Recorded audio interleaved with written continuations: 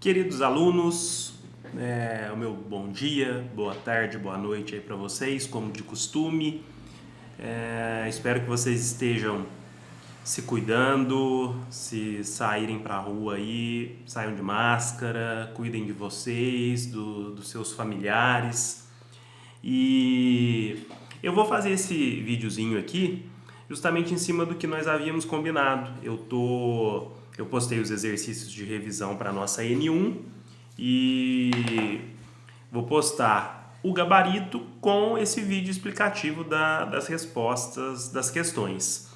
A matéria nossa está bem tranquila, a prova toda em cima do que a gente viu em sala de aula, do material que foi postado para vocês no portal. As dúvidas que vocês tiverem, vocês podem entrar em contato comigo, que eu estou à disposição para respondê-los. Então vamos lá.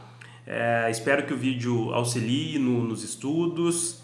Tenham na hora da prova o Estatuto da Criança e do Adolescente, a Constituição Federal em mãos, seja o Vademecum, o livro mesmo, o código mesmo, o Estatuto, a Constituição, ou através dos aplicativos que eu já passei para vocês em sala de aula. A gente tem um aplicativo muito interessante que é o Vademecum Legis, tanto para Android quanto para iOS, e ele dá um embasamento muito legal para nós enquanto operadores do direito. E a gente tem que ter já ir nos acostumando desde o primeiro período em manusear o código, em procurar a nossa fundamentação dentro do ordenamento jurídico, dentro das leis, dentro daquilo que a Constituição e o Estatuto nos dá. Tanto que eu até coloquei nos exercícios, vocês puderam observar, a fundamentação para cada questão. E o que é a fundamentação? Nada mais é do que o arcabouço doutrinário legislativo que nos amparou para a gente chegar àquela resposta, àquela conclusão em determinada questão. Então vamos lá, eu estou até com o computador aqui na minha frente para a gente ver as respostas em cima daquilo que nos foi proposto. Então a primeira questão era justamente o quê? Quais os critérios que deverão ser usados na interpretação do Estatuto da Criança e do Adolescente? A fundamentação dessa resposta nada mais é do que o artigo 6º do nosso Estatuto, lembrando que o Estatuto é a Lei 8.069, lá de 1990. E o que o artigo 6º fala para todos nós? Na interpretação desta lei, levar-se-ão em conta os fins sociais a que ela se dirige, as exigências do bem comum, os direitos e deveres individuais e coletivos e a condição peculiar da criança e do adolescente como pessoas em desenvolvimento. Então a resposta, o artigo 6º do nosso Estatuto. Na segunda questão, a gente tratou e abordou bastante ela nas nossas aulas já online. E seria possível a retirada do filho do ambiente escolar para que o mesmo estude em casa? Isso aí foi uma questão muito debatida, aquela questão do homeschooling, e o plenário do Supremo Tribunal Federal entendeu no julgamento do recurso extraordinário 888815, então é o 888-815, e o entendimento dos ministros do Supremo Tribunal Federal, o nosso STF, que faz a função de guardião da Constituição, eles entenderam que não seria possível justamente por faltar um amparo legal. Então a gente não tem nenhum ordenamento jurídico baseado na lei que ampare essa questão. E aí a gente pega, inclusive,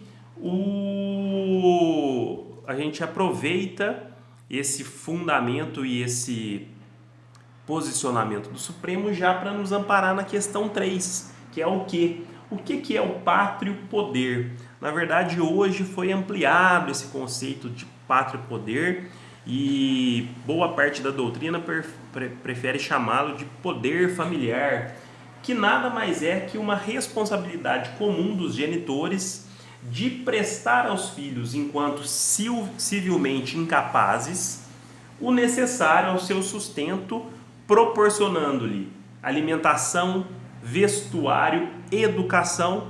Daí a necessidade de que a criança ela tenha o convívio num ambiente escolar com outras crianças. Por isso a vedação, não existe amparo legal para o homeschooling.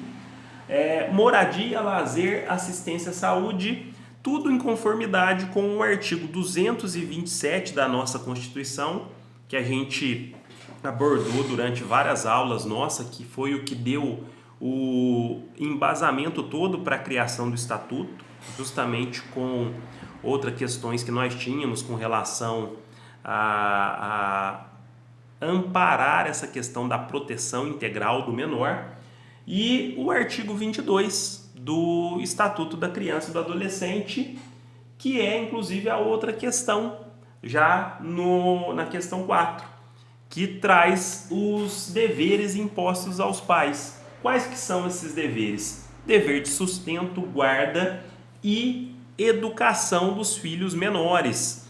E aí lembra que o Estatuto ele é todo voltado para os menores, criança e adolescente. A partir da maioridade, o filho ele tem sim até uma questão moral com relação ao respeito com os seus pais. Porém, já não está amparado dentro do Estatuto da Criança e do Adolescente. E o artigo 22 acrescenta ainda que cabe ainda aos pais, no interesse dos menores, a obrigação de cumprir e fazer cumprir as determinações judiciais. Então, o Estatuto ele se preocupou muito com a responsabilidade que é dada aos genitores, e ele aumentou ainda a obrigação não só dos pais, mas também da sociedade de modo geral e dos poderes públicos.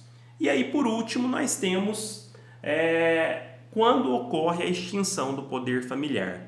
E aí a gente viu que existe a questão da suspensão, da destituição e da extinção do poder familiar. E aí a extinção ela ocorre conforme o artigo 1635 do nosso Código Civil, ao dispor que extingue-se o poder familiar pela morte dos pais ou do filho, pela emancipação, pela maioridade, pela adoção e por decisão judicial. Então, são as 5 hipóteses dispostas no artigo 1635 do Código Civil, nosso código lá de 2002, que traz quais são as hipóteses de extinção do poder familiar.